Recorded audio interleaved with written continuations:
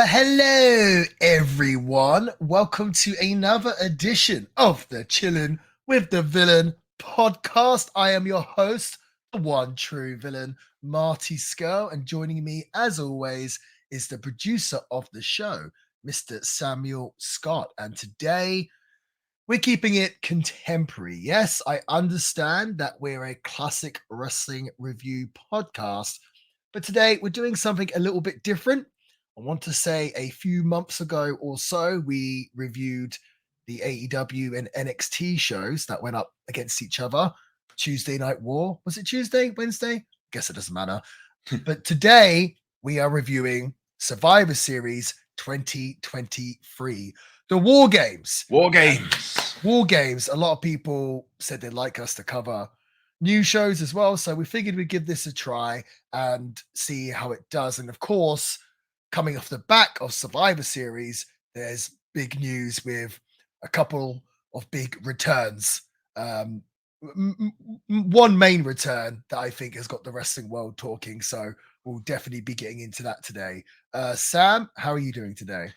I'm scared of this brave new world that we're entering. And I say that every time we do a more modern one. I think I even said it when we did Money in the Bank 2011.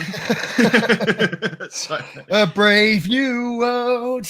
Copyright strike, careful. Well, I think the listeners, they appreciate us covering old shows, but I think this week has been very topical because of the reasons I just went into. So I'm sure the listeners would love to hear what we made out of everything that's happened the last few weeks. And I agree. Speaking of what's happened in the last few weeks, I just got back a few days ago from Tijuana, Mexico, where I was in the main event of the AAA show. Not only was I in the main event, but I was victorious. Got the winning pinfall whilst main eventing AAA in front of maybe 3,000 people, like a packed auditorium. So I am doing everything I said I would in AAA. I said I'm after masks and hair and gold.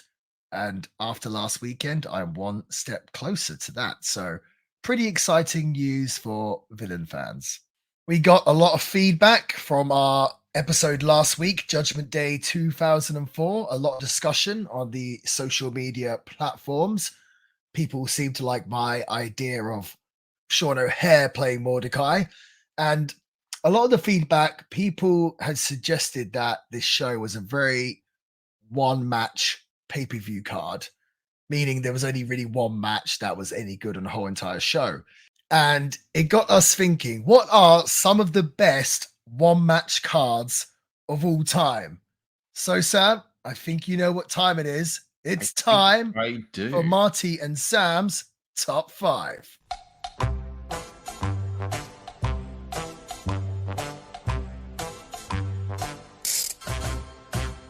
So yes, today we are doing top 5 one-match pay-per-view cards. Is that the right way of putting it? Yeah, I would say top 5 yes. You couldn't have said it any better. Yeah, yes. Okay, who's going first today? I don't know this. I think mine's going to be a little bit basic. So I'd like to go first, and then afterwards you tell me if that's basic compared to yours. Number 5 is WrestleMania 13. It's Bret Hart versus Stone Cold Steve Austin. Do you remember with Ken Shamrock as the special guest referee? Do I remember? It's like my favorite match of all time. Right. Now, do you remember the rest of the card? Yes. Oh, you actually do? Yes. Well, there was a Legion of Doom kind of hardcore... Yeah, with the Nation of Domination. Fest? Yes, the Nation of Domination. That actually... I mean, it was bad, but at least there was some novelty to it. And I even think there were tables, which is pretty early for tables. But that was memorable, but it still wasn't great. Honestly, everything else. There was Psycho Sid against The Undertaker, which lasted forever and was insanely boring. And I actually don't even remember what the rest of the card even was. And this is a WrestleMania. So I think that speaks for itself. Who's going to be talking about anything else on that card other than, one of your favorite matches of all time, Bret Hart versus Stone Cold? Well, I totally agree. And it's also in my list. So I have a controversial opinion, which is just sparked from what you just said. So this WrestleMania, the main event is not Austin and Brett. It's I feel, not, no. I feel like a lot of people probably assume that it was. The main event is Sid and Undertaker. Yeah. I feel like Undertaker, this is not going to be a very popular opinion, but I feel like Undertaker has far more bad matches than he does good matches. Mhm. And it's probably because he kept getting put with big guys that Yeah. couldn't really work.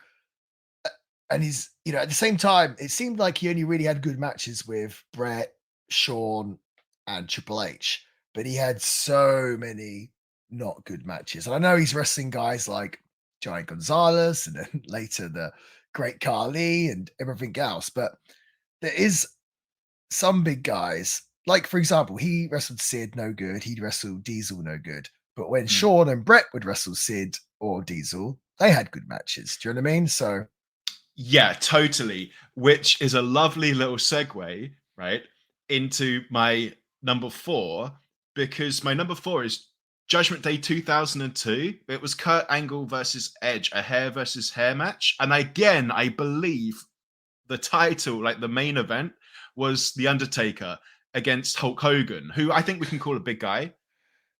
What do you mean a big guy? Hogan? Oh yeah, physically, yeah. And it sucked. So this feeds into your theory, right?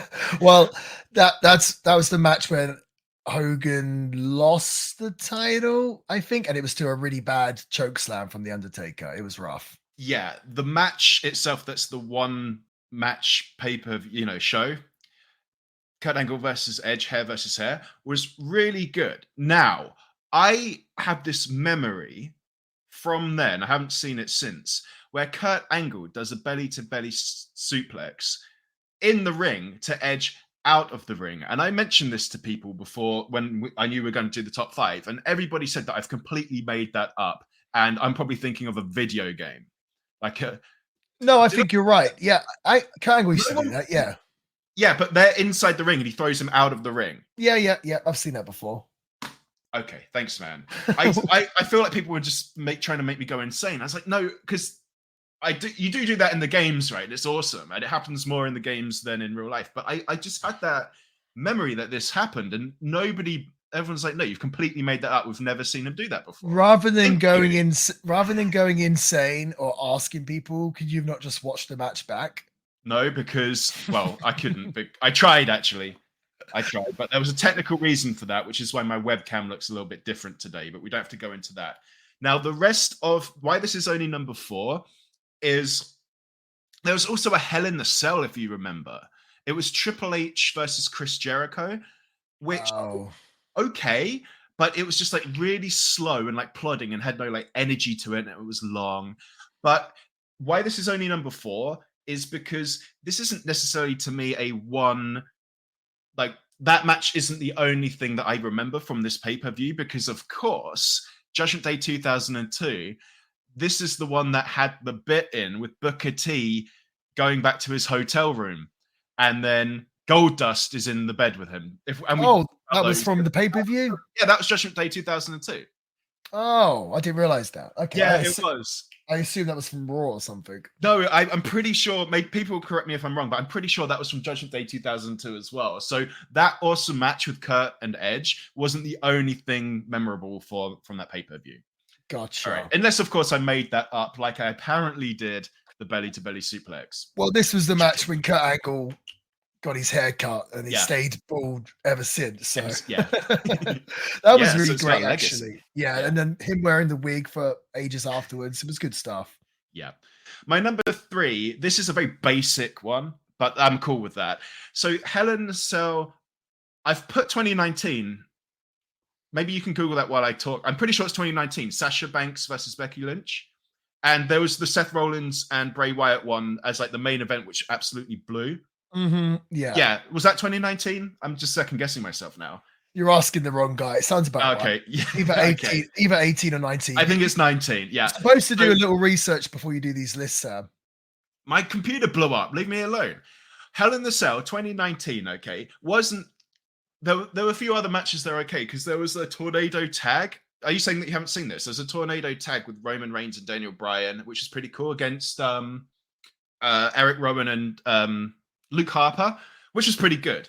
But I don't really remember anything that happened in it. I just remember it was pretty good. But I remember a lot of there was the Sasha Banks and Becky Lynch match it was innovative and it had a good pace, and Becky makes Banks tap out as well, which I'm kind of getting into submissions finishing matches now because I've been seeing a lot, and one's going to come up actually later on in the show.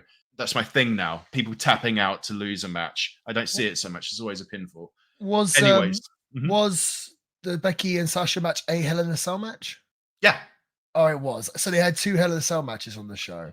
So just like we've got with WarGames coming up, I believe they had a women's Hell in a Cell opener with Sasha Banks and Becky Lynch, and then the men's Raw or whatever it was, Hell in a Cell, which was Bray Wyatt and Seth Rollins. Yeah, I want to discuss this actually, but maybe we'll wait till we get into WarGames. Okay, cool.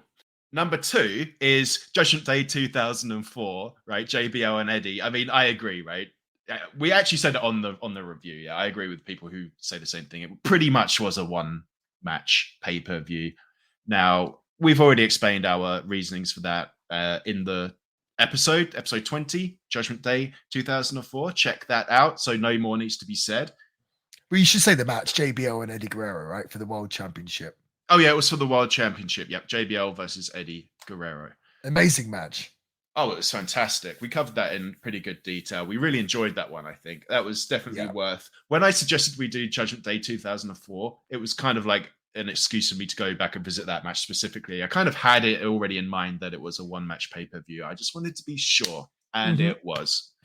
Number 1, again, another kind of basic one, and people might think, why is this your number 1 and Brett versus Stone Cold is your number 5 or whatever?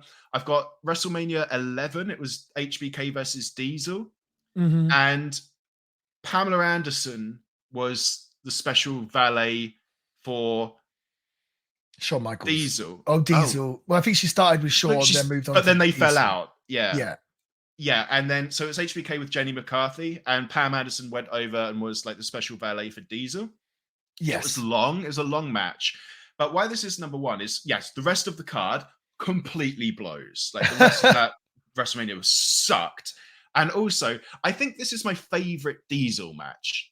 You know? Oh, really? This one? I do. Yeah, I do. Wow, really? So, because I always really like the match that Diesel had with Brett, but yeah, I'm looking at the card now. Like, dude, we speak about Undertaker. It's got Undertaker versus King Kong Bundy. We've got Lex Luger and the Bulldog against the Blue Brothers, the DOA or the Harris Brothers. You've got the main event is Lawrence Taylor and Bam Bam Bigelow, which wasn't bad, but Bret Hart, poor Bret Hart is wrestling Bob Backlund, and that was in the I Quit match, and that was terrible. Yeah, this is not. Oh my God, it was that. Yeah. It's so bad. Instead of saying I quit, Bob Backlund's like, yeah. It's so bad. He can't say the words I quit. He doesn't know them. It's so funny. I love Bob Backlund though. He's pretty cool. Oh, he gave you the blessing, right? He did, yes. Yeah. The chicken wing. That's pretty funny. Yeah, so this was number 1 because it's like a personal, like it's just my favorite Diesel match. So and it fits the bill for a one match show. So this is my number 1. Okay, that was a pretty good top 5. It wasn't that basic, I don't think. Okay, cool. So my top 5, there is quite a theme now that I'm looking at it.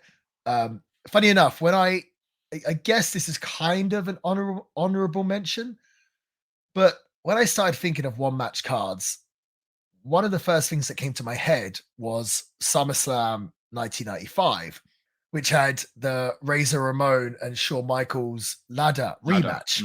So the rematch, which was amazing.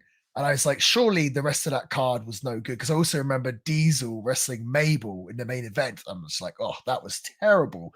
So I went back to read the cards to remind myself. And the opening match was 1-2-3 Kid versus Hakushi. And I couldn't really remember that. So I was like, okay, that sounds like it was probably really good. So I should probably go watch it and just to make sure. So I went back and watched it. And yeah, 1-2-3 Kid and Hakushi opened the show. It's like an 8-minute something match. and it's just absolutely awesome. And so I was like, whoa, this is like blown away. And I was thinking, why don't more people talk about this match or talk about this match as one of the greatest openers of all time? Because people would talk about Bret Hart versus Akushi. They'll talk about Bret Hart versus 1-2-3 Kid. This 1-2-3 Kid versus Akushi match, no one ever talks about. But that was my discovery, trying to find out my top five. I was like, okay, that's a 2-match card, so obviously it doesn't make the top five, but I thought it was worth mentioning. So there's an in your house theme to my top five, because in your houses, especially the early ones, typically weren't very good. And of course, the in your houses started during that mid-90s when business was kind of down and W was kind of not so great. So yeah. But my number 5, in your house, Bad Blood, Hell in the Cell, Shawn Michaels versus The Undertaker, the first Hell in a Cell match. Now, obviously, well, I assume everyone remembers this match, the first Hell in a Cell match, and it was absolutely amazing. Like, go back, that's actually probably my favorite Undertaker match when I come to think about it. And he's had a lot of great matches, but this one I just thought was just so well done. And of course, it led to the debut of Kane, and just Shawn Michaels' performance in this match I just thought was incredible.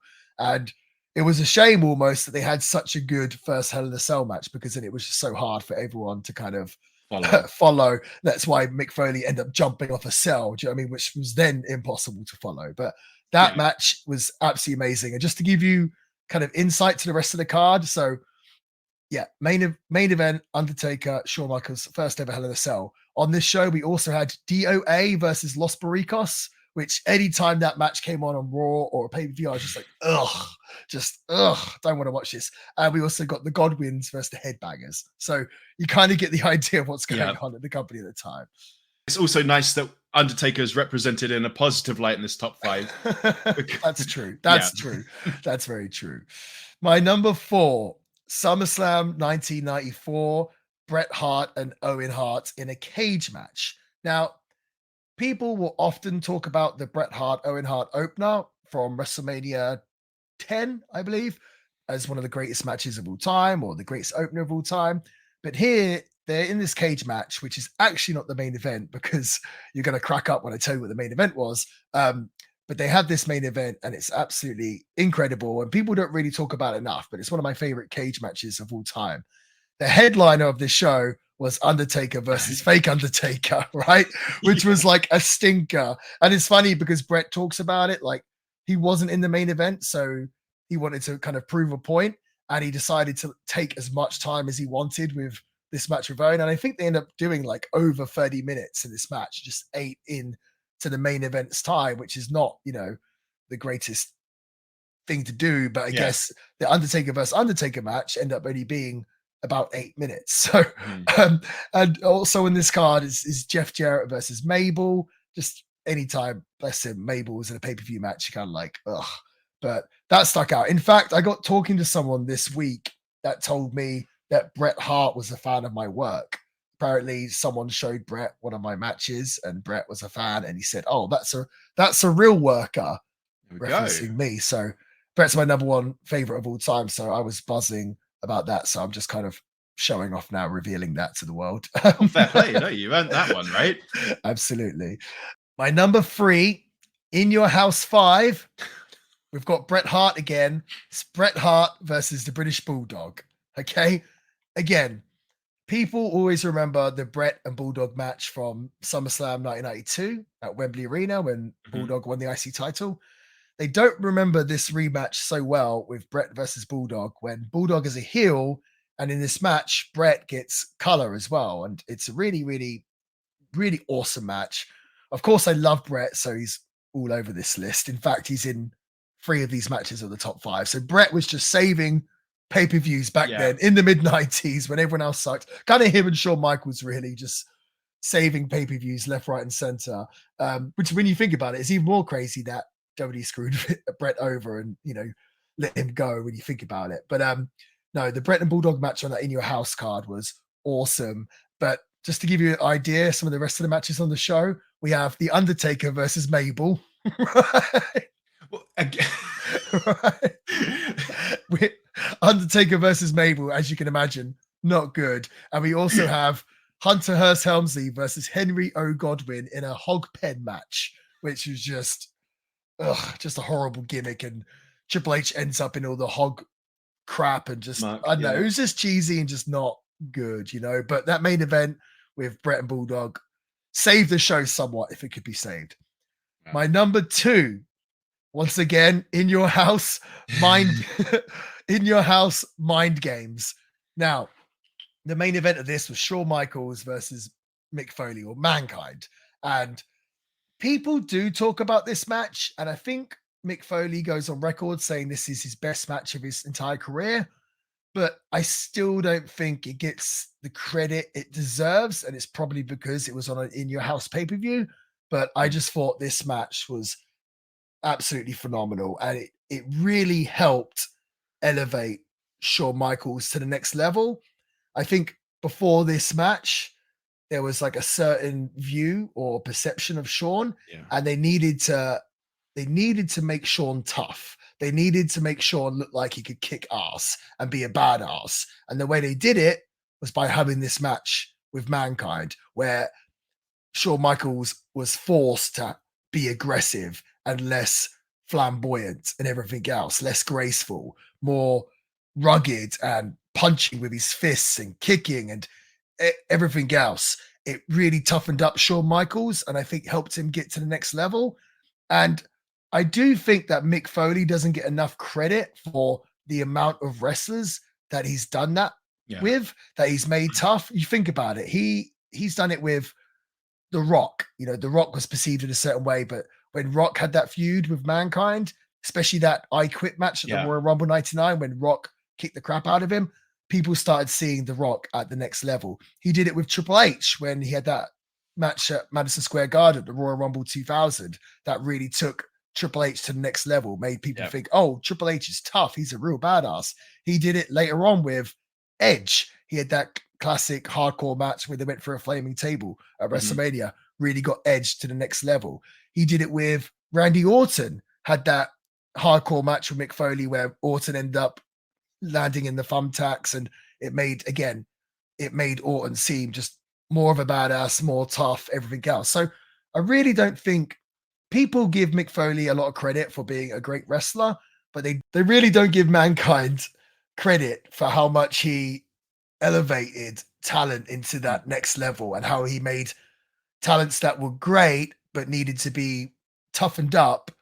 Mick Foley did that job, and again, I just don't think he gets the credit he deserves. So yeah, this Shawn Michaels vs. Mankind match, one of my favorite matches of all time. Absolutely loved it. Told such a great story. And also on the card for this show, Mind Games, Mark Henry in his first ever match against Jerry Lawler. As you can imagine, not pretty. And Farouk versus Mark Miro. Like, why is that on pay-per-view? Do you know what I mean? Right, so yeah. And so my number 1, you already mentioned this. I think it was your number 5, but WrestleMania 13, Austin versus Brett. And I know you mentioned, they had the Nation of Domination and Legion of Doom hardcore match, which was kind of fun. But for me, this is number 1, just because this is probably my favorite match of all time. And it's the only match I would go back and watch on this show. Do you know what I mean? So to me, that makes it a 1-match card. And also, totally. Right. And some of the other matches were just so not good. Like the fact that Taker and Sid is on top, which wasn't very good, makes this, I think more worthy of higher in my list. We also have for the Intercontinental Championship, The Rock versus the Sultan, which just, again, the Sultan, that was Rikishi in a mask. Just not a great show whatsoever. But that Brett and Austin match, I can just watch time and time and time again and never get fed up with it. So to me, it's the greatest 1-match card of all time. So looking at my top 5, Brett is in 3 of the matches, and In Your House is in the list 3 times as well. There we go. I wonder if people would be interested in us covering some of these events that we've mentioned, we haven't reviewed, but we've already kind of said that we know that they're 1-match shows. I think there's value in that still, right? For sure. Absolutely. And if you do want to let us know, then send your inquiries, or whatever you want to call it, to mail@thevillainpod.com, which actually, that takes me on to my next thing. Next week, I think we're going to do the Q&A again, Sam. All right. Yeah, we can do that. That's cool. People Been a seem while. people seem to enjoy the Q&A the first time. So next week we're going to do another Q&A, and like I said, you can get your questions into us via the Instagram or the Yep. YouTube. We're going to put a post up asking for questions, so you can reply to them. Or if you have a bit of a longer question or just prefer emailing, you can email us at mail@thevillainpod.com, and that is mail as in like you get in the post. MAIL. Yes, not MALE. Send your questions in, and just bear this in mind. Last time we called it Ask Marty Anything, and we got a lot. The majority of questions were kind of aimed specifically at me, which is fine. But I was kind of hoping just for more general podcast questions. Obviously, we discuss classic wrestling, we review wrestling, so it could be questions about anything really, but it can be typical questions. What is your thoughts on this character, or what did you think of this match, or whatever it might be. It doesn't necessarily have to be Marty, what was your favorite match, or Marty, when are you going to AEW, whatever it might be. Yeah. Nothing's out of bounds. Like, so it could be, something about wrestling. It could be about making a podcast, right? It could be for me. It could be for you. It could be for both of us. Correct. Yeah, but try and make it interesting if you want it read out. I mean that in the nicest possible way, but it's we want kind of like very unique questions, so it's going to be interesting. So I'm looking forward to another one. It's been a while. It was very popular. Yeah, and cool. Just going on what you said, it doesn't have to be the most unique question of all time, but if you ask a generic question, chances are 10 other people have asked it, so the chances of your name getting read out might be kind of low. So if you think about it a little bit much, and also if you can, I know you don't listen to everything that we put out, but if you can try and ask a question that we've not answered and spoke about before, that would obviously help a lot as well. So yeah, I'm quite looking forward to our Q&A episode next week. So yeah, get your questions in one last time to mail@thevillainpod.com, or just keep an eye on our Instagram and YouTube accounts, again at The Villain Pod. Now, Sam. Yes. Did you know that men are in decline? Yes, the average strength in men has decreased. Sperm counts are at an all-time low, and depression is at an all-time high. And we're not talking about it enough, but it's time to turn things around. The reason? Testosterone levels are under attack from a host of chemicals that we are exposed to every day. Soaps, deodorants, shampoos, shower gels, vaping, seed oils in so many foods that you don't even realize. Pesticides and other chemicals. And don't forget, our phones are all disrupting our testosterone production and sperm count. With so many things out there that are causing testosterone decline, it's more important than ever to be proactive and boosting your own testosterone levels with proven ingredients like the ones found in the Legacy Test Stack. Test X9 is Legacy Sports Nutrition's best-selling product, and thousands of customers have already used it and reported phenomenal results in their energy, their strength, their sex drive, and mood. Now, compounding it with the T-Assist adds even more proven test-boosting ingredients, as well as estrogen inhibitors, to ensure that your masculinity stays exactly where it needs to be. Every ingredient in Test X9 is clinically proven to stimulate natural testosterone production. And for complete transparency, there are links posted on the site to external studies for each ingredient so that you can make an informed decision. You want to talk about toxic masculinity? Well, toxins are killing your masculinity. Protect yourself and stay healthy. So stop waiting. Level up now at legacysups.com and use the promo code VILLAIN for 10% discount just for listening to this show. That's VILLAIN. Fancy that, 10% just for being a listener of Chillin With The Villain. That's legacysups.com. LEGACYSUPPS.com. Level up with Legacy. That's weird. I thought we were sponsored by Ruffles. I must be thinking of something else. I just got that in my mind for some reason. Sponsored by Ruffles. Sponsored by Ruffles. I must be thinking of something else.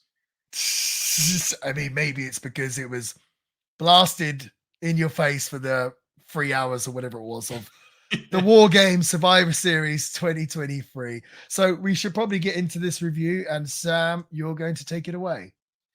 Yes. Okay. So, joint brand pay-per-view, Survivor Series, WarGames 2023, November 25th.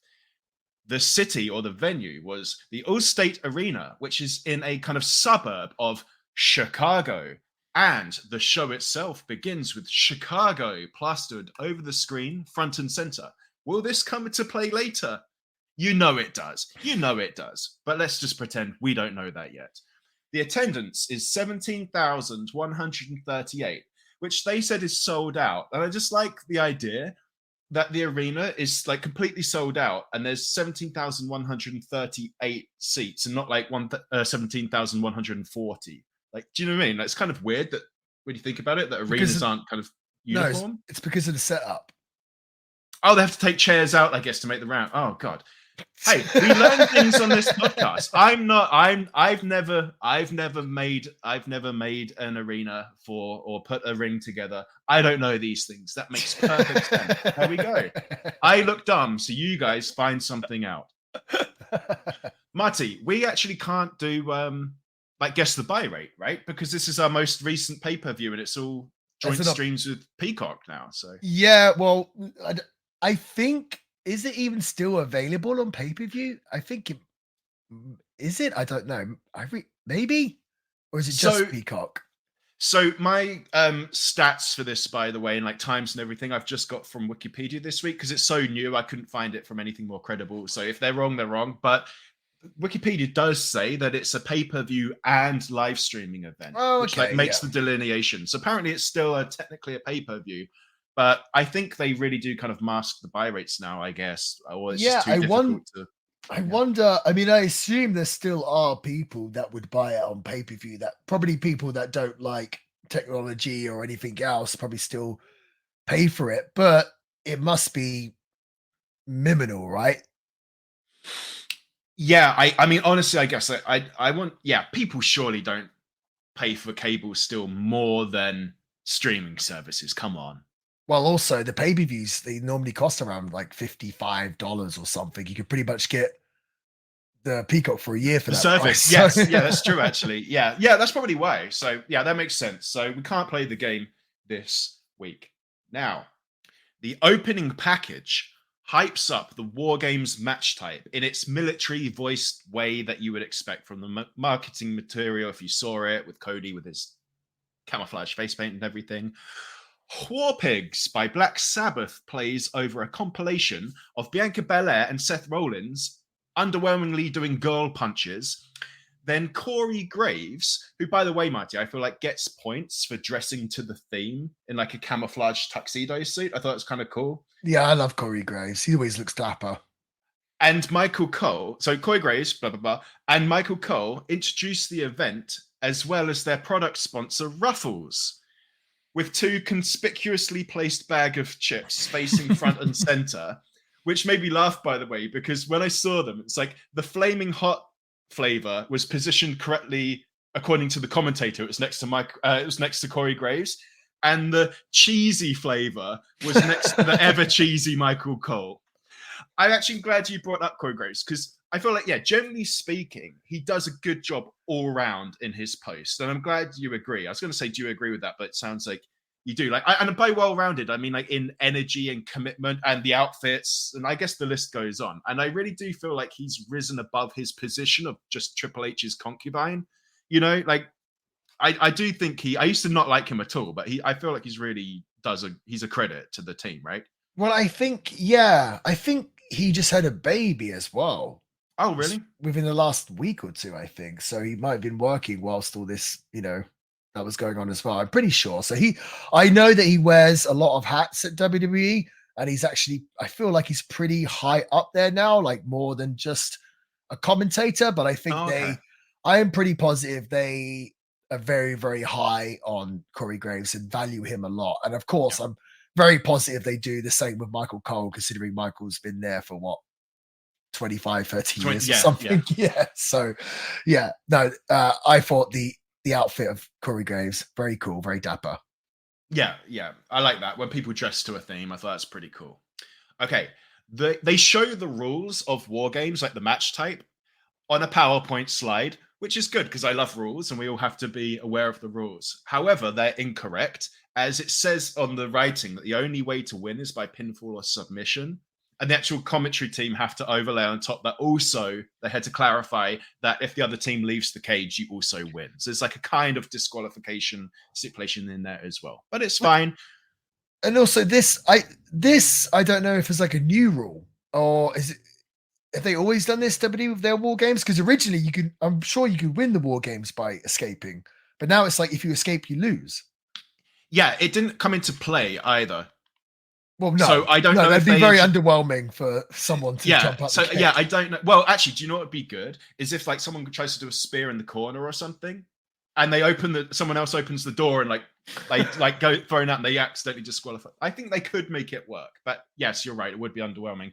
I don't remember if this is a rule or not, to be honest. Someone will fill us in, hopefully. Also, by the way, did you notice they've got no consistency with the structure of the word war games? Sometimes it's war games all one word with like capital W, capital G. Sometimes it's two words. There was no consistency. And I thought with WWE having to, it's got to be universe instead of fan, they would be more of sticklers for that sort of thing. But no, it was very slapdash. Okay.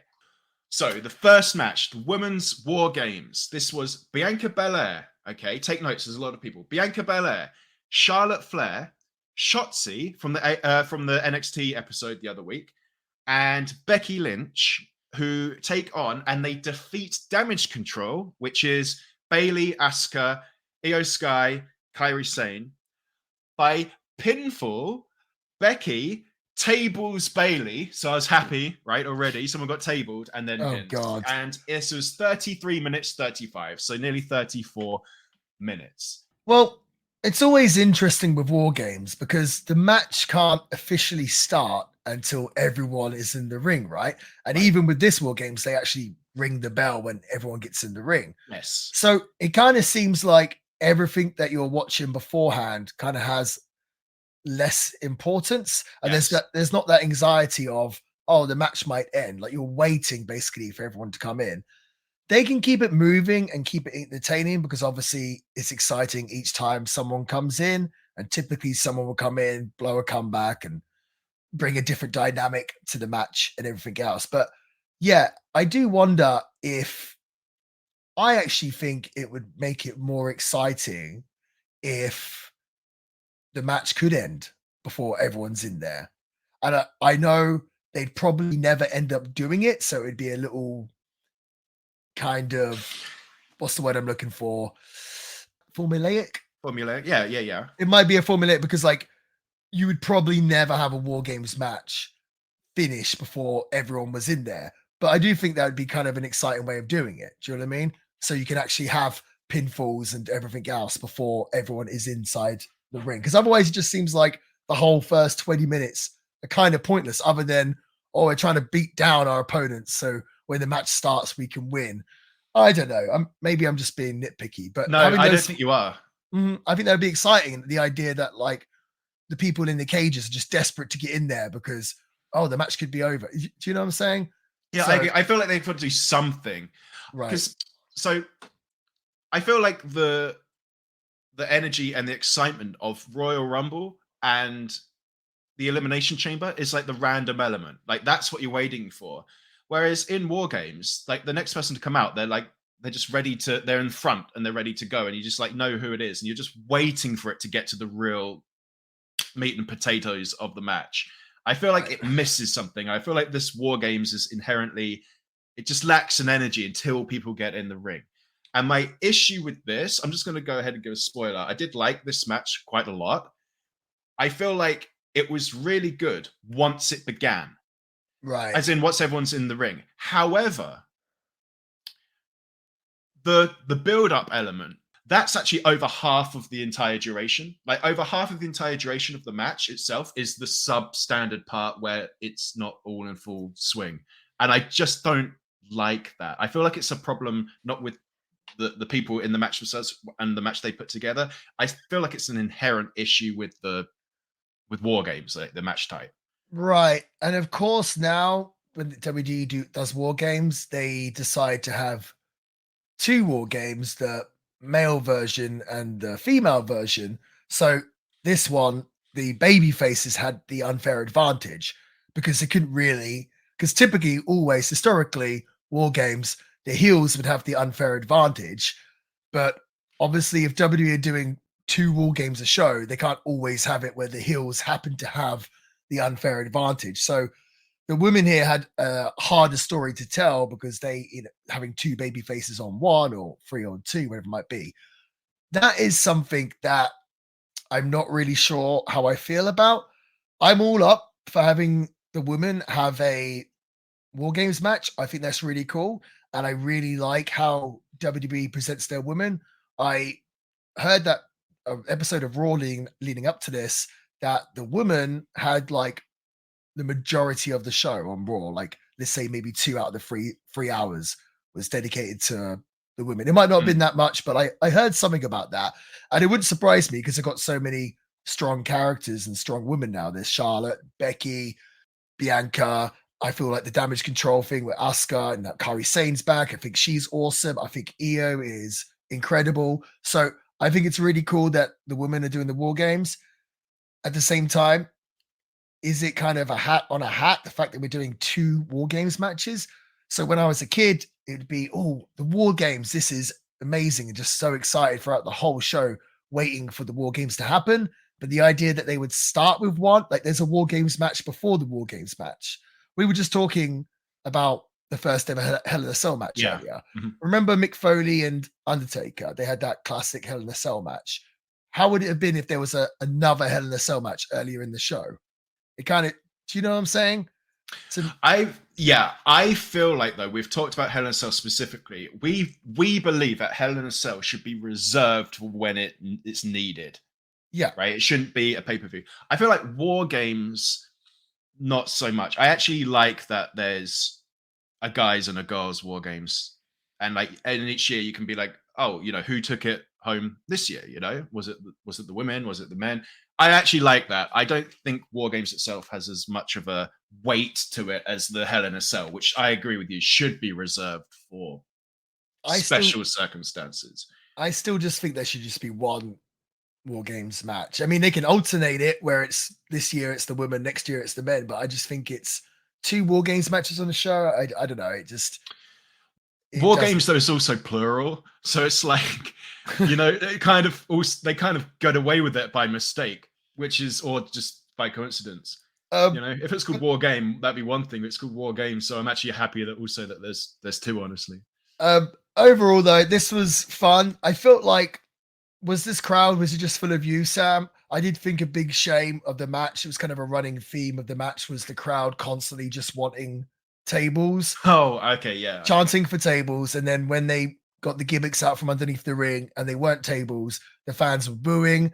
And that to me, I do feel like the fans aren't necessarily, I don't know, I'll be careful how they say this. It's almost like they're not giving the wrestlers the respect they deserve, because it's like, these are all great wrestlers. They're trying to have a great match. And like the most over thing is a table. Maybe the women in the match aren't doing their job properly if the table is the most over thing. But I just think that's a shame because they are very talented. It's just like, we want tables. Like, and I think it's obviously got to quite a bad state in wrestling where the fans are just so conditioned now. Like as soon as there is a no disqualification match or something, it's like, we want tables. And it ends up, back in the day, they used to chant the wrestler's name. Hogan, whatever. Yeah. Austin. Now they're chanting for furniture. To me, there's a disconnect there, and I felt like it was a shame that they were doing that. My critiques of the match, the damage control, who I think actually looks really cool, and like I said, I love the three Japanese women, Asuka, Kairi, and Io especially. But they came out and they were kind of like dancing for their entrance, and again, to me, that didn't really put over the War Games concept and how dangerous it's supposed to be. It's supposed to be like all these warriors going to hell and everything else, Mhm. and you're coming out doing like a nice fancy flamboyant dance. Doesn't Flourish. really Yeah. right. Yeah. Imagine Okay. again. Imagine it. I know it's a different match, but imagine Hell in a Cell, Mankind coming out doing like a fun dance before he's about to Yeah. step inside hell. So Okay. that I That makes sense. Yeah. but they do that quite a lot with WWE. I feel like people kind of stick to their entrances despite what the story of the The business is situation going to is. Yeah. be. Right. But overall, the only other thing I was thinking, so Io did that spot where she put the trash can over herself and jumped off, Yeah. which she'd done before, I think, in NXT, I want to say. All I could think of when she stood up there on top of the cage and she's trying to get this trash can over her head, what if she fell backwards? That would be absolutely disastrous. I'm surprised they even take this risk. Maybe there's people waiting the other side. I'd like to think to at least catch her, should God forbid that ever happen, because you're up there and the ledge doesn't look like it's that big. Like I couldn't do this at all. I'm scared of heights, but she stands up there. She seems comfortable, but could you imagine she fell back? That would just be so disastrous. It would be. I don't know what she's going to do if that did happen, but I believe that's also why Dakota Kai was out there. She was behind her. I don't know if she'd be able to catch I don't think her she'd be able to coming. do anything. I'm just saying, maybe that's why. Yeah. By the way, her blind trash can cage jump, she performed with such confidence. Like she doesn't like shake or she just literally does it and goes for it. It was incredible. It was really good. Yeah. Speaking of Dakota Kai, by the way, she interferes like more than once, like twice or three times, and Damage Control still lose despite interference. Don't you find that kind of weakens them? Yeah, to a It bothered me, degree. and it bothered people on YouTube as well in the comments. Oh, Like on really? the community post, yeah. I To had a to agree. to a degree, yes. But I don't watch Raw enough to know. But if she's cheated a bunch of times for Damage Control and they've won, so her cheating means something, then it's okay if they've done that enough times where it kind of backfires. And do you know what I mean? So if she's helped them win a bunch of times, which I'm assuming she probably has, Yeah. that I can look past that. Also, plus this is War Games, so it's just kind of all the rules are, out the window. Let's put it that way. Yeah. So yeah, I didn't really have a problem with that. But Okay. no, overall, I thought decent match. I just, me, I'm not a big fan of gimmick matches just for the sake of gimmick matches. I'm not really a big fan of just the furniture and everything else. Like I loved it, like back in the day, Tully Blanchard, Magnum Mhm. TA, and they had that I Quit. I think it was an I Quit match, and he gets the part of the chair and stabs him in the eye, and that made sense because that was there. This seems like pulling out weapons and stuff just for the sake of it, or just so I can set up like a nice, pretty spot. That I'm not so much really into. But no, overall, good fun match, good effort from Fair. the woman, and I think who would you say was the MVP of this match?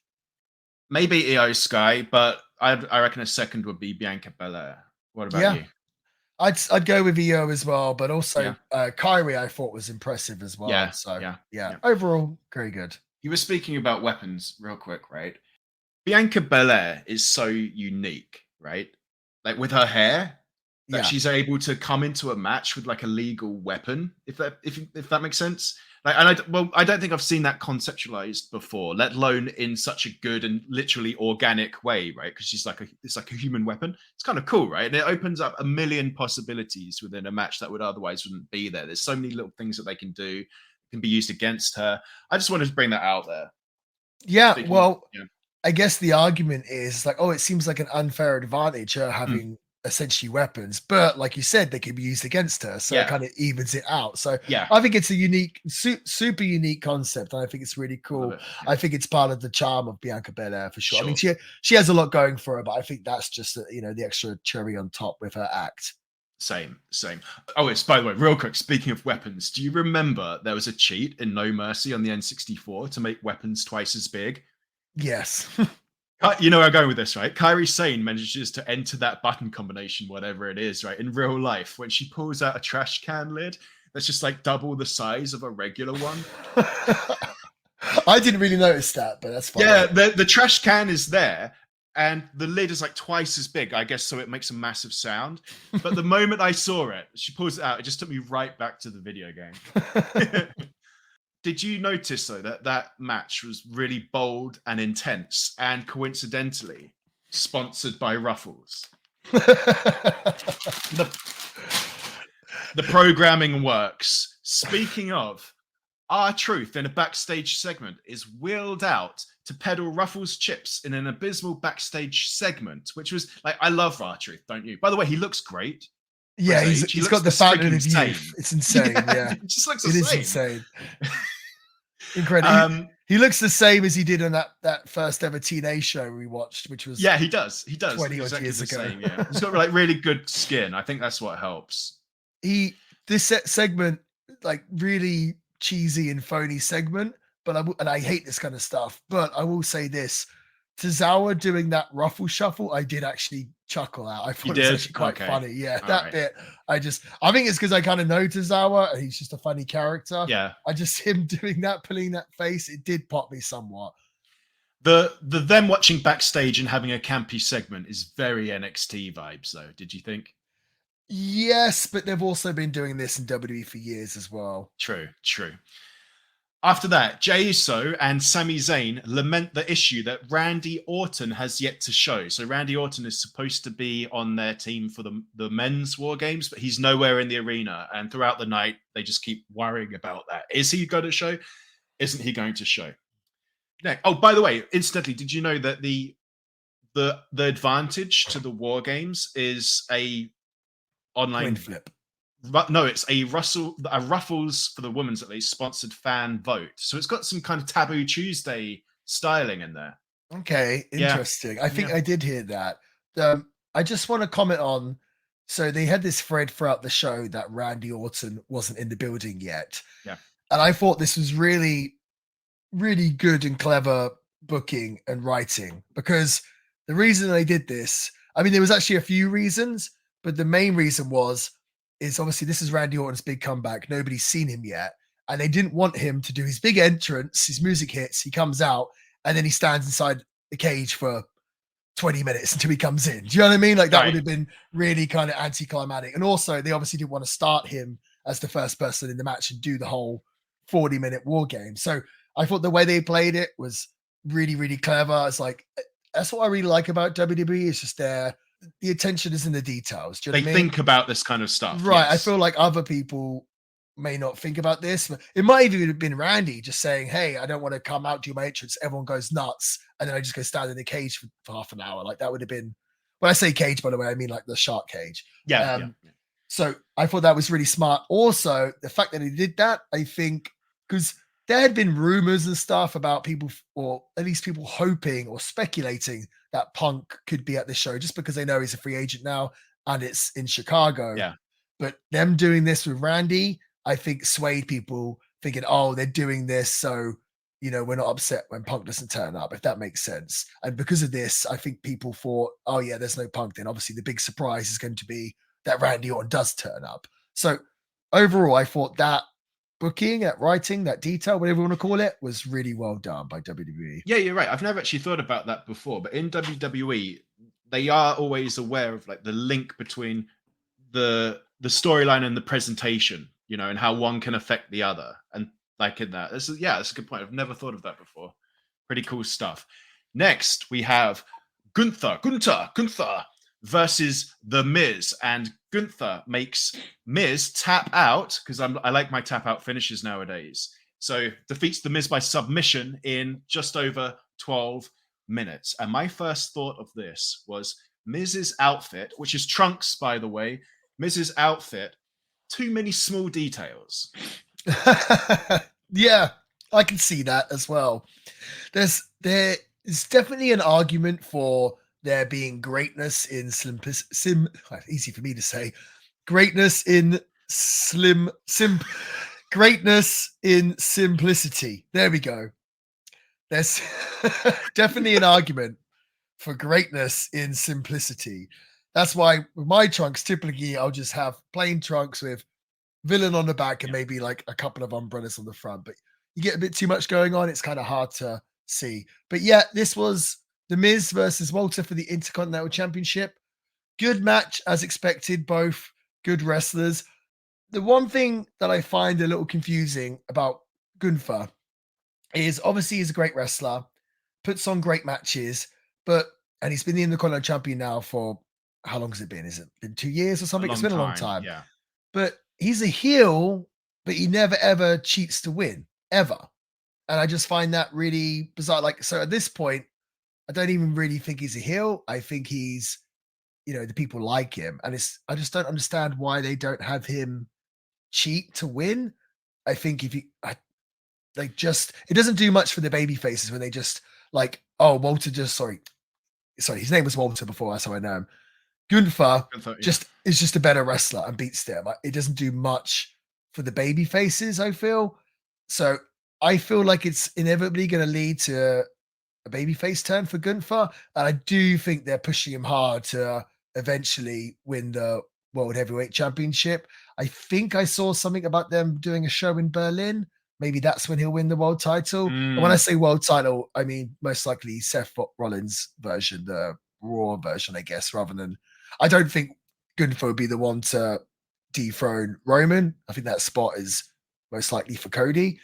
But I could see them going all the way with Gunther. And it seems like the point now where people would accept him in the main event. So, but yeah, overall, good, like both good workers. I don't think anyone really thought Miz had a chance of winning or was going to be the one to dethrone Gunther. That being said, they did have a really good false finish. I think when Miz hit the skull crushing finale's finish and Gunther kicked out of it. So, and they got the crowd really bit on that. So, fair play to them. But yeah, overall, not too much to say other than I sometimes wish Gunther would cheat more.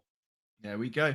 I understand. When you first started saying that, I was like, well, does that have to be a crutch for a heel? But when you then explained it, how it kind of almost like belittles the face when they lose, it makes perfect sense what you're saying. And I'd never considered that before. Yeah, it's really interesting. I don't actually, it was a good match. I don't have much to say about this one and the next two matches, by the way. And I think that's by design, right? I really feel like this pay-per-view, they're just clearly bookending it with the two main events, right? You've got the main event, but the other WarGames is the main event as well. And they just keep the middle nice and clean, which I appreciated. Before we get to the next match, though, Liv Morgan and Jey Uso do an ad for Credit One and tells an awful message to young adults who will be watching about just living off of credit. And then it did though, right? I felt... I must have missed that. Okay, but then we have Dragon Lee in the next match, who gets pinned by Santos Escobar in just under 8 minutes, 7 minutes 40, lovely, clean singles match. Marty, I actually haven't seen much of Santos Escobar or Dragon Lee. Have you? Santos Escobar, no, I've not seen too much of him. He was on the independents and wrestling in Mexico a lot before this. I've actually been to his father's taco place, I want to say in Mexico City, and that was really cool. But I haven't seen too much of Santos Escobar. But Dragon Lee is someone that I know really, really well. And I've wrestled Dragon Lee so many times. So I was really excited to see this match because I haven't really seen what Dragon Lee's done in WWE yet. I think I might have seen him have a match in NXT, but seeing him on the main roster, I was like, whoa, this is actually pretty cool. Because, yeah, I wrestled with Dragon Lee so many times in Ring of Honor and so many times in New Japan. And I'd say quite good powers of him. So I was really kind of pumped to see this. And yeah, overall, I thought it was a pretty good, fun match.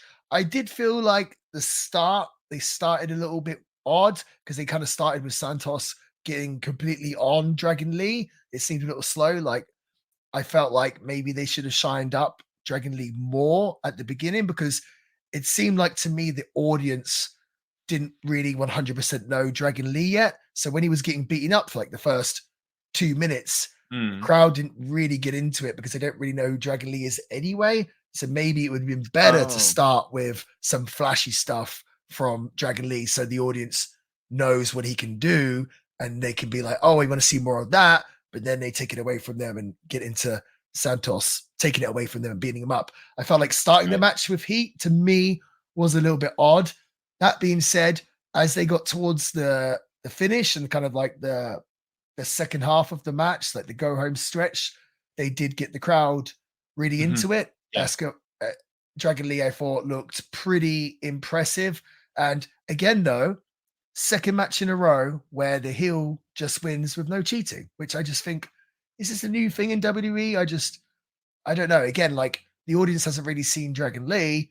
This is a chance for them to see him. And he has like no out for losing this match. Just, Santos is a better wrestler. Do you know what I mean? So I feel like, and I think like Santos, if his gimmick is that he's this big heel and really like despicable person, would he not want to cheat to increase that?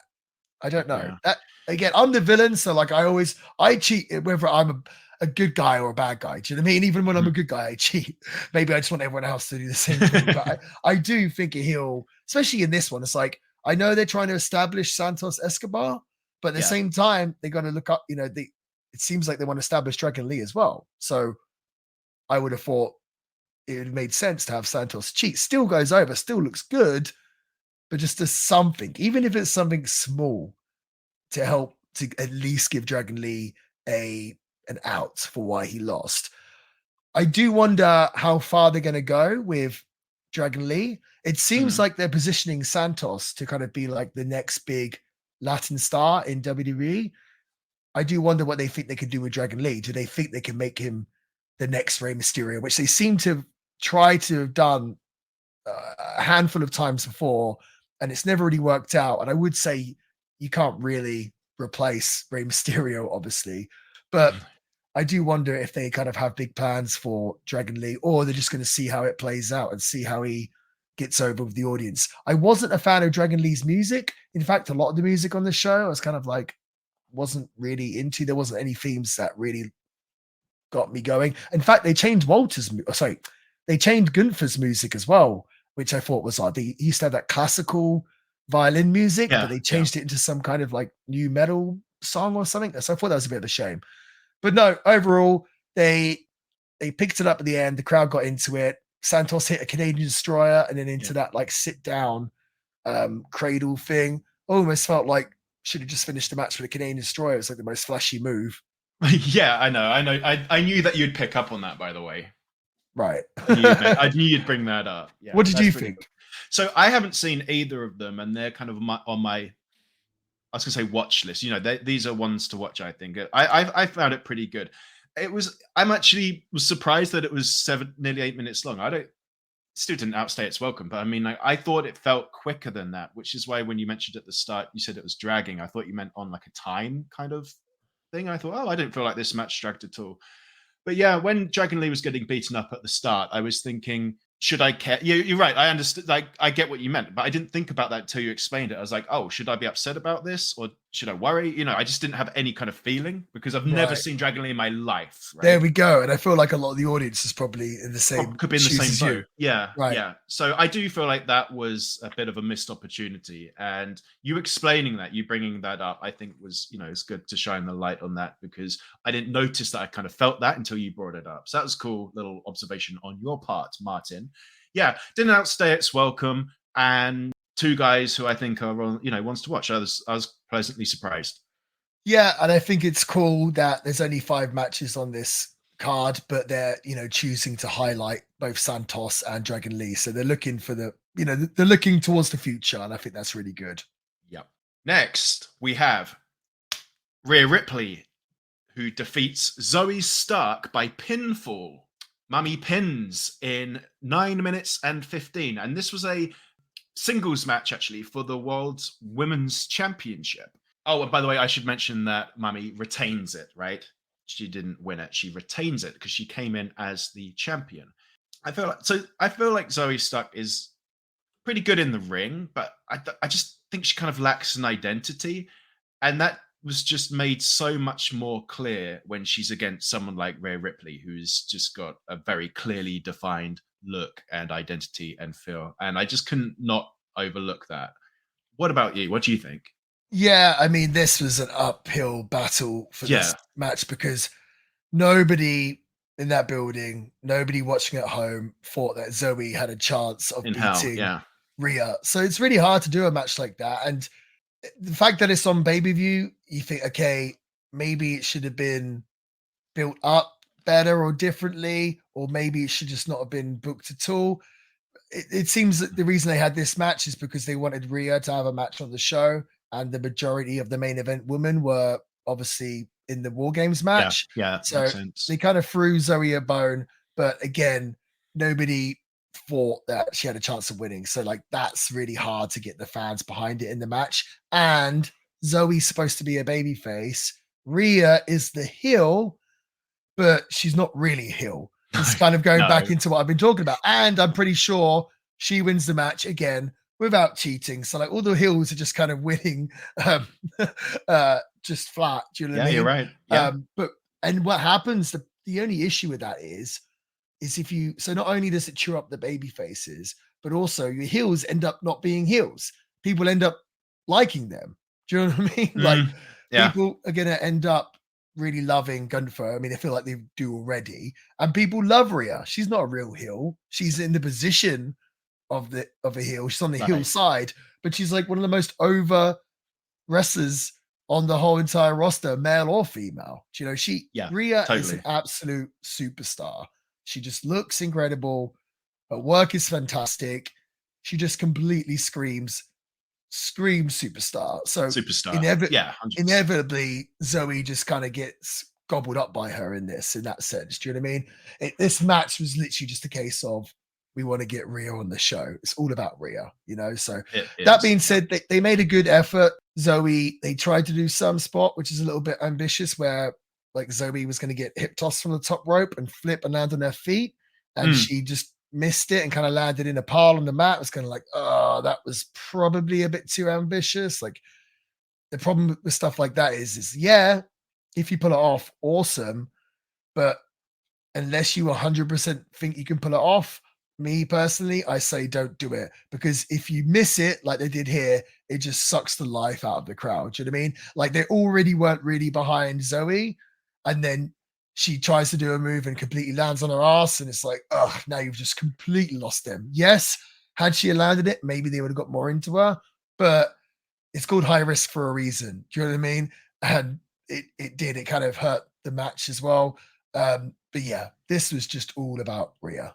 Yeah. Do you think she should have played it a little more safe in that regard, in that the reward didn't outweigh the risk probably in the situation that she was in? Sure. And I would even, in this, I guess is not the direction WWE wants, but for the sake of this being a better match, I would have had Zoe lean more heelish and have Rhea more leaning babyface-ish, like have Rhea doing comebacks, have Zoe be more aggressive. Like, why not? They can still go back on Monday Night Raw and Zoe could be a face and Rhea could be a heel.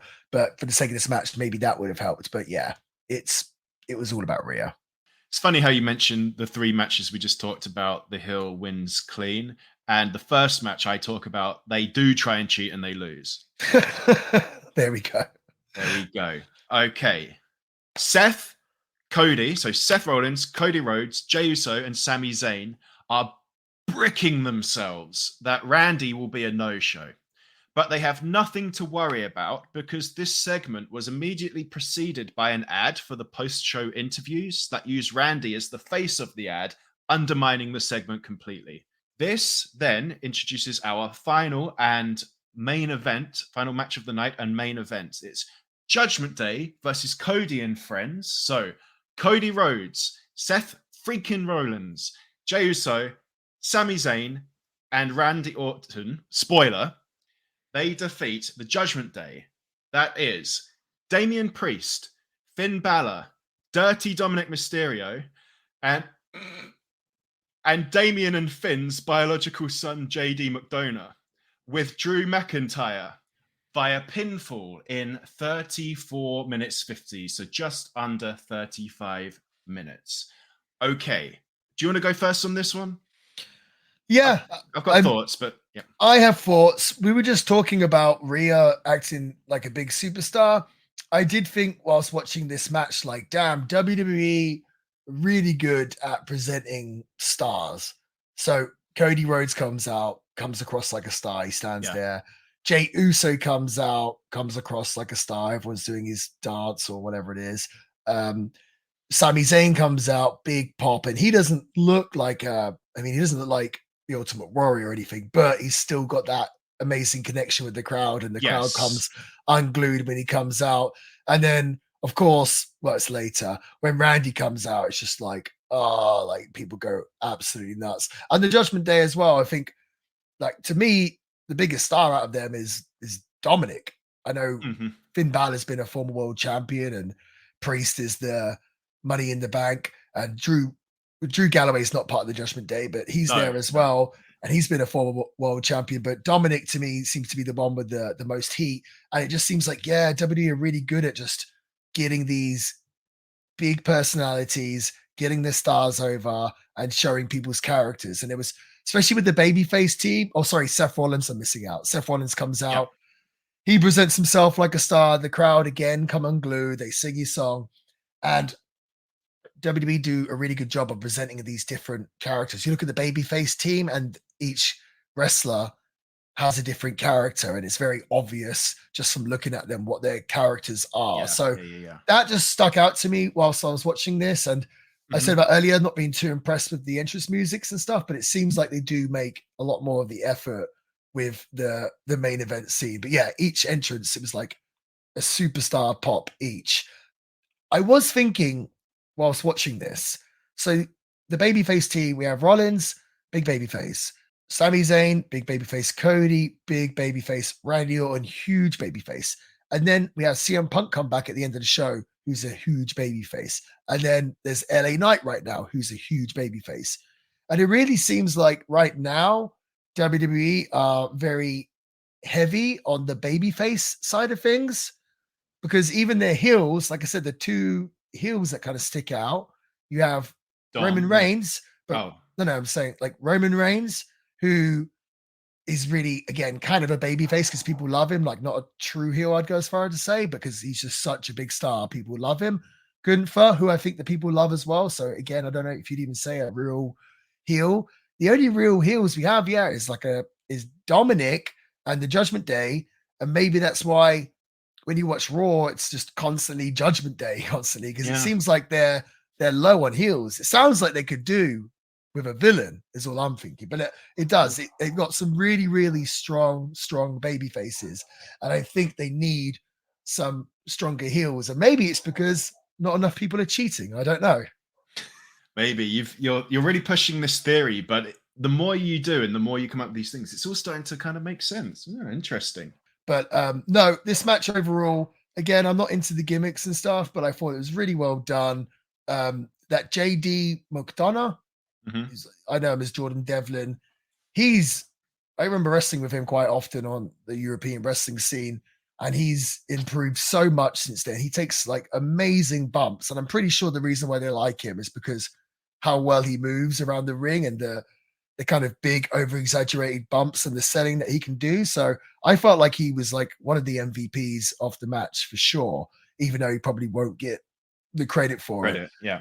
The way they built up to Randy Orton coming out, I thought was fantastic. And then once Orton was out, they did the perfect thing. They just had Randy come in, blow his big comeback on everyone, and then take it home. I thought that was perfect. I feel like this day and age, people are so insistent on getting in multiple false finishes and doing twists and turns. It was like, no, let's just have Orton comes out, is going to get the biggest pop of the night. Well, we thought would be the biggest pop of the night, and just run that into the finish. Just run that pop high into the finish, which they did, which I thought was really, really well done.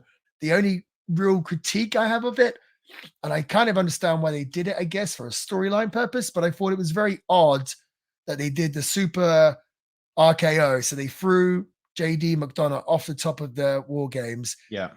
Randy catches him in the RKO. It looked spectacular. It looked amazing. But then rather than having that as the finish, which to me would have made the most sense, they had Cody pick up Priest and give him like a basic crossroads for 1, 2, 3. That seemed a little anticlimactic to me. And it stood on the RKO pop. Like people were still chanting like holy, Mhm. holy, whilst Cody's doing the crossroads. So I thought that was a little odd. I feel like They should have just, if they were going to do the RKO spot, just do it for the finish. But clearly they wanted Cody to be the one that won it for the team. So I don't know. But no, overall, impressive. And I felt like they gave the fans the money's worth.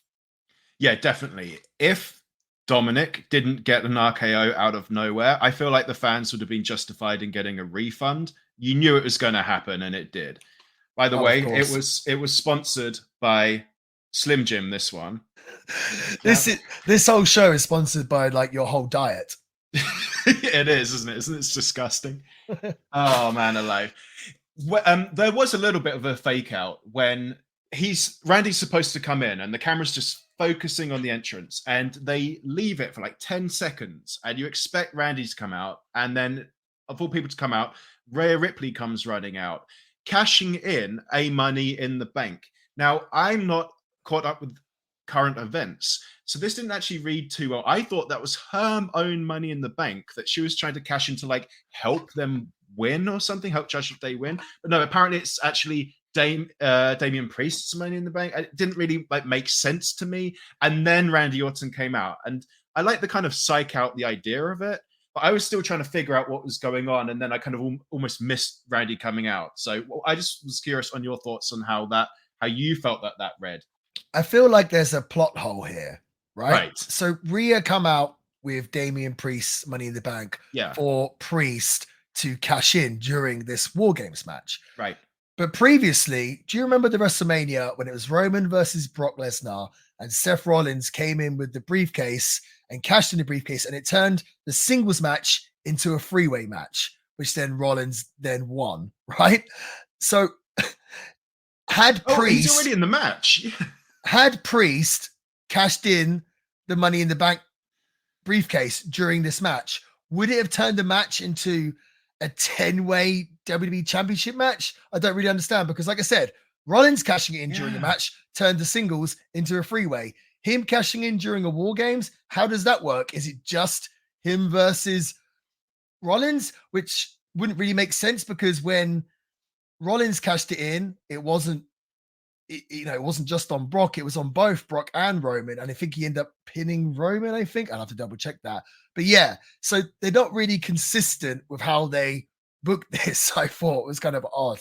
I mean, it was kind of obvious that she wasn't going to cash in the Money in the Bank. I do kind of feel like I get why they do it. I feel like they've kind of done this fake Money in the Bank cash in like so many times now, where it kind of, I don't know, it's a bit sort of boy cry wolf almost, and it might even hurt it when someone does cash it in, that people might not pop as loud because they might be expecting, oh, it's just going to be cut off just before the bell rings, like it's happened so many times. But it was a nice twist to kind of delay Orton coming out, just to really make you think, oh, actually, because everyone was like, okay, Randy's going to be there, going to be there. But the more they kept delaying and delaying and delaying, it could start to raise the question in the viewer's eyes, like, oh, maybe Orton isn't going to be there. And then instantly, though, then it turns into, oh, is CM Punk going to replace him? So, but no, I thought that was, it was well done. And of course, I think it's cool to have Rhea involved in the main event as well. I like that. And I think the big news, well, I don't think, but obviously the big news coming out of this, it was funny actually, because I was wrestling in Tijuana, and one of the boys had this WarGames match going on his phone, like live. Our show was the same time as WarGames, and he was watching the WarGames, and I didn't really see it, but I kind of heard it and I saw the finish, and I was like, oh, that's that. And then he saw the finish and he turned off his phone. And then about 10 minutes later, I look at my phone, I got a text, and it's like, Punk is in WWE. And I said to the guys, it's like, oh, you turned off before Punk came out. He said, no, he didn't. That's not real. Like, they put up the end credits, or they put up the copyright. And I was like, dude, I've got a picture on my phone right now of Punk in WWE. And they're looking at it and they're going, that's from the computer game. That's from the computer game. I'm like, I'm pretty sure it's real. And I looked online, and of course it's real. But people in the building in Tijuana didn't believe it. But yeah, it is. I honestly, so many people around me were like, oh, I fully expect Punk to go to WWE. For whatever reason, I just didn't think it was going to happen. And now it makes sense that it did. And I don't even know if it's a case of like, I'd assume Punk would maybe want to go there. I wasn't 100% sure if WWE were interested because, of course, they can make money from it. But at the same time, I'm kind of like, WWE makes so much money now. Is the money that he would make even a big difference in this day and age? I don't know. Do you know what I mean? Like, WWE just makes so much money. So I wasn't convinced he was ever going to turn up, but inevitably he did. And I will say credit to Triple H. They managed to keep this under wraps very, very well, which has not been done for a long time in pro wrestling. Typically, it's always people know that the rest is going to be there. It's very highly rumored. This was more, there was chat about it on the internet, but it was not based on anything. It was purely speculation from the audience. Like nothing had got out. If anything, I think what did get out was more like, no, we spoke to people close to Punk. He's not going to be there. Like he's not, you know what I mean? So they did a really, really good job. And that's the one thing that for me personally, of course, you can't have a shock or a shocking return or a surprise every single pay-per-view. But it was one thing that I wanted with Ring of Honor. I felt like we needed to have something at least talk worthy on every single pay per view. And we had a run once where there was like big things happening. It was like, I think I joined the Bullet Club on one show, which was like a massive deal. And then the next pay per view, Cody won the Ring of Honor World title, which was like a really big deal. Then the next pay per view, something else happened. I'm like, yeah, this is good. Like we're on a roll. I think the last thing you want really from a pay per view, and I'm speaking about this as me as a fan, you don't just want it to be a collection of matches and that's all that happens. Like, oh, people won, people lost, that's it. And I felt like that with the AEW show the other day. Thought it was a good show, but they'd been building up this Who's the Devil, and I felt like I watched the whole show thinking we were going to get the payoff to this Who's the Devil, like the big reveal, and they didn't do it. And I left thinking, oh, like, kind of disappointed. And I actually felt the same thing with the Wembley show because they've been building up this whole Adam Cole and MJF storyline. I thought there was going to be a big swerve or payoff at Wembley, and they didn't do it there either. And so then the second, All In, no payoff. And I'm kind of almost thinking, what are they waiting for? I think the pay-per-views need to be more than just good matches. You want to have special moments that last with people forever and that people are talking about a lot the whole next day and everything else. And I think WWE knocked out of the park with this. I think already the CM Punk return is the most social media moment in WWE history. Something like over 70 million views or something already. Insane. So such a good job keeping it secret. And again, it wouldn't have mattered if this whole pay-per-view, if the wrestling was terrible, people were still going to be talking about something over the moon because this happened. And you think about this, like we've watched a bunch. You go back and watch the Attitude Era pay-per-views, most of the matches aren't good, but you didn't care. All that mattered was, it's like, what did Austin do? What happened with Austin? Do you know what I mean? Yeah. So I like that they're kind of, it seems like maybe they're getting back to that. But yeah, overall, really, really strong. All right. Very cool. Are you personally as a fan of wrestling and watcher of wrestling, excited for his return for the product or not so much? What are your thoughts? I guess so. I think it's just adding a new dynamic into WWE. You add a new main eventer, then it's always going to change things. And I just said about how it seems like a lot of the matches seem to be Judgment Day all the time and a combination of maybe Cody or Sami Zayn. So adding someone like that into the mix, I think it'd be interesting. There's going to be, me as a fan, it's going to be interesting to see how Punk still goes in the ring and everything else. It's just interesting to see him there after being away for, what has it been, 10 years or so. It's definitely fascinating. So, and to me, it seems like, how can I put this? It seems almost like a big FU to AEW, it seems like to me. I think, personally. It does seem like that was part of the reason why they probably did want Punk. I think so, yeah. Do you feel that as well? Yeah, I mean, that's why I put that on the background of the poll, of him strangling Tony Khan. It's exactly what it felt like. I mean, to me, honestly, man, I just see it as a guy turns up in a white Costco undershirt. I know I can't speak, I can't talk. Clearly dressed to impress, does nothing, hasn't really done anything since 2011, and yet the crowd go wild. I mean, I guess if you can have that, cult of personality is exactly it. He's picked the right theme tune.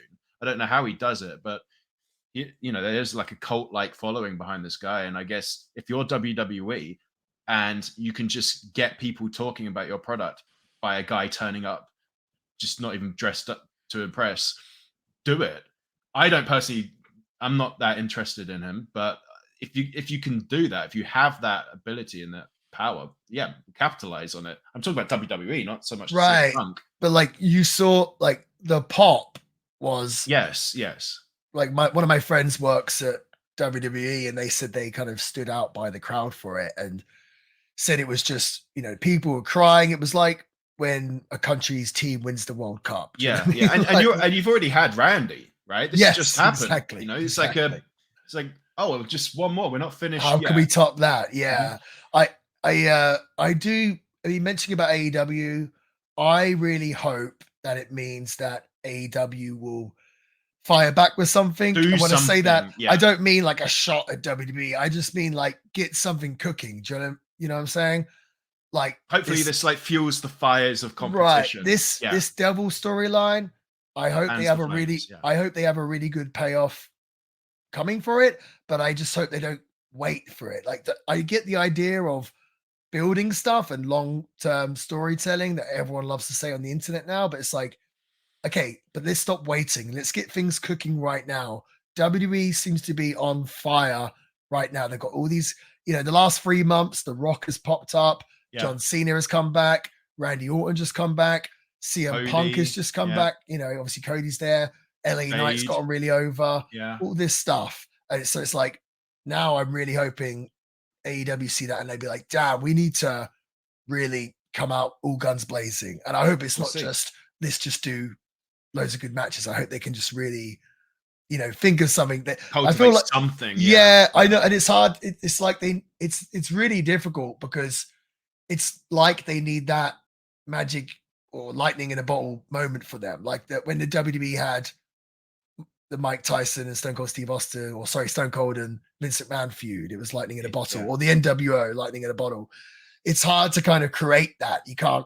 It kind of has to happen organically. I really hope that AEW could do something, and maybe it starts with this reveal of the devil. I don't know, but I don't know. We shall see. Yeah, I don't know why I've gone off into AEW about this, but we did. Okay, well, it's because Punk has jumped. Yes, it's because it obviously didn't work out with AEW, and now he's here. So I guess we'll see how it works out with WWE the second time round. All right. So yeah, we've brought it back round to WWE. Survivor Series, WarGames 2023. Marty, match of the night? Match of the night would probably be the men's WarGames.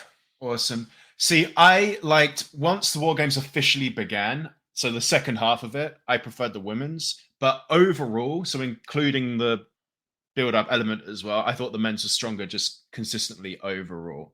So I'm gonna give it to the men as well. I think that was my match of the night. Least favorite match of the night? Ooh, probably Walter and Miz. I mean, it was good, but it just, I don't know, either that or Rhea and Zoe. Kind of pick and choose, really. I love Rhea as a talent, so I'll say Walter and Miz. Even though that was good, though. Yeah, this is the thing. I was going to say probably Rhea and Zoe Stark, but it wasn't bad. You just got to pick one. There was just, those three. I feel like those three matches in the middle were designed to be the. They kind of all had the same issue. Like each one, you knew who was going to win. I mean, maybe the Santos and Dragon Lee one less, but still, most people knew Santos was going to win. Yeah. So yeah, and again, those three in the middle though, they weren't bad matches. No, they weren't. They were good. I think this is a pretty solid card. Yeah, it was a good overall. I say this a lot. The TV show I kind of struggled to watch because of how many commercials there are. But the pay-per-views I always really enjoy, and I think 5 matches. That's great. Do you know what I mean? Like, I don't know how long the show was. Maybe 3 just hours, over 2.5. No, yeah, it's 2 hours 44. Oh, perfect. That is a perfect amount of time. I don't want to see 5-hour pay-per-views. No, I'm not doing. I don't want to see, 15 matches.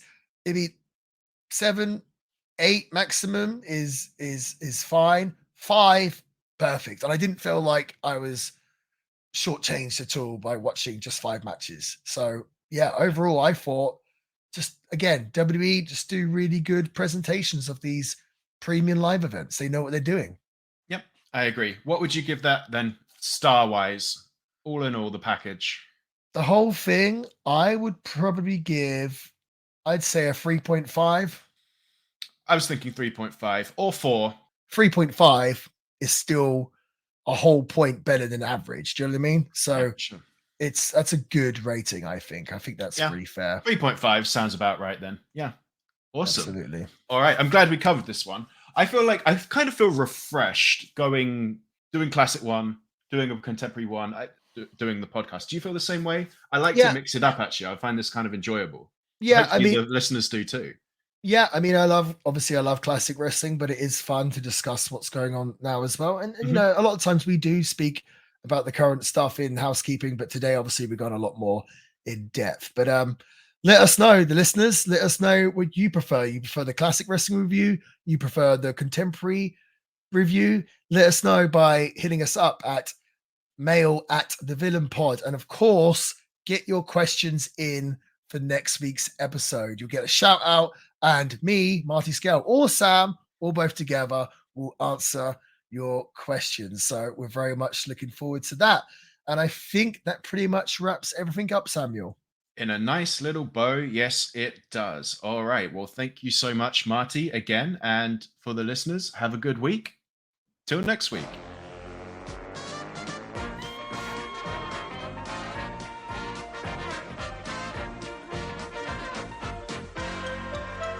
Gonna have my Slim Jim now.